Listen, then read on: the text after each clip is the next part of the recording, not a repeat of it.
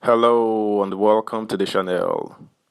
President-elect Bola Ahmed Tinubu already has problems of his own going into Aso Rock without needing President Buhari adding more to it, or should I say, leaving more for him. But that is exactly the case as Tinubu's inauguration gets ever closer. Today, I will take a look on some of the potential problems Baba could believe in for Asiwaju. Subscribe, like, share, and comment. Thank you. Buhari lays booby traps for incoming government. With just 4 weeks left to quit office, the president, Major General Muhammadu Buhari retired, and regime officials are taking decisions on inking deals that are potential booby traps for their successors. Among these are a pay rise, fresh contracts and procurement deals, borrowings, and unresolved reforms that will undoubtedly add to the already humongous challenges that await the president-elect Bola Tinubu. Buhari has mercifully deferred the planned petrol subsidy removal and equally postponed the potentially incendiary census. He should also halt all further non-essential commitments and avoid bequeathing further constricting burdens on a successor. To be sure, governance demands continuity, and global best practices emphasize that the business of government, executive, legislative, and judicial should hum along smoothly during transitions and even during emergencies. This principle underpins stable democracies, and incumbent governments are expected to fulfill existing commitments on domestic and international obligations until the last minute of their terms. Some, like the United States, have codified the continuity of government concept to legislate smooth functioning in time of war, emergencies, or natural disasters. However, this should apply strictly to existing ongoing activities and policy commitments of the outgoing government or during emergencies. It is problematic when, with only weeks left, officials bind the incoming government to fiscal and legal commitments that are non-essential and thereby inadvertently impose huge financial, logistic, or social economic responsibility on a succeeding administration. Thus, while the government is bound to budgeted or approved and pre-agreed policy, legal and financial engagements, entering into new non-essential or emergency procurement or spending deals is unfair to the country and the incoming government. This is especially so when the treasury is empty, debts are at record levels, and almost all revenue is spent on servicing debts. Committing the government to a higher payroll burden, as Buhari has just done, does not qualify as an essential activity.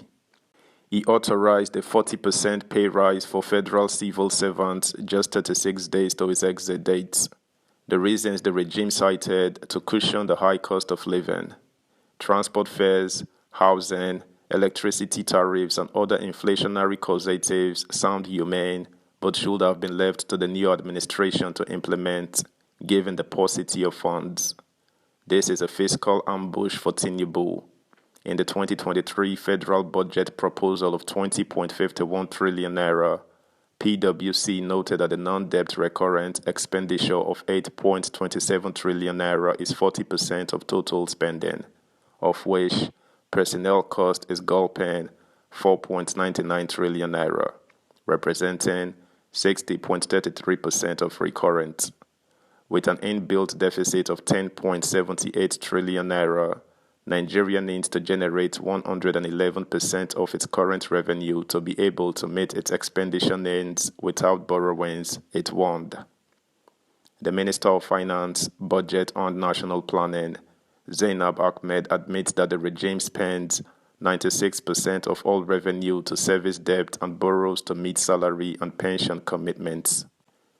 The pay rise will make life harder for the next government. Though the government said it had been captured in the 2023 budget, current realities highlighted by acute revenue shortfalls dictate it's been paused. Buhari inherited an oversized, expensive bureaucracy. He would have done Nigeria a great service by first drastically downsizing it and saving billions of naira before contemplating any pay rise. He failed to implement the pruning and cost saving recommended by the Steve Oronsanye panel reports. He has compounded this failing by this fiscal misstep. The 854.8 billion naira budgeted for gratuities and retirees' benefits in 2023 will inevitably rise. Other officials are following suit. The last Federal Executive Council meeting approved new and reimbursed existing contracts worth 100 billion naira. Not all these were urgent or essential. Amid fears that the government had begun to default on the China Exim loans, reports that the bank recently declined granting the government another 22.8 billion naira loan request shows no slowdown in Buhari's borrowing appetite. The incoming government will inherit a debt burden of 77 trillion naira, when the 23.8 trillion naira ways and means advances are securitized by the NAS as Buhari has requested and added to the total public debt stock of 44 trillion naira. Subscribe, like, share, comment, and please turn the notification bell on. Thank you. Meanwhile, the Minister of Aviation, Hadi Sirika, remains hell-bent on floating a national carrier, Nigeria Air, before May 29. He also reportedly purchased 10 firefighting trucks at a colossal 12 billion naira for the Federal Airports Authority of Nigeria. Moreover, the regime has not resolved the lingering foreign airlines trapped funds of about $800 million. Alarmingly, judgment debts such as the P&ID scandal may also cost Nigeria 30% of its $37 billion foreign reserves. In September 2022, the Attorney General of the Federation, Abubakar Malami, disclosed that the government would pay $496 million to foreign investors to settle long-standing contractual disputes and $715.86 million promissory notes to judgment creditors. Add the 5 billion naira damages awarded to Ifeanyi Araraume, reinstated as chairman of the Nigerian National Petroleum Company by the courts. Unfortunately, the leadership of the 9th National Assembly has failed to curtail Buhari's fiscal waywardness. It owes Nigerians a duty to stop last-minute, non-essential spending plans. The country is on edge. Tensions are high as ethno-religious divisions accompanied the 2023 elections. Insecurity reigns in many parts.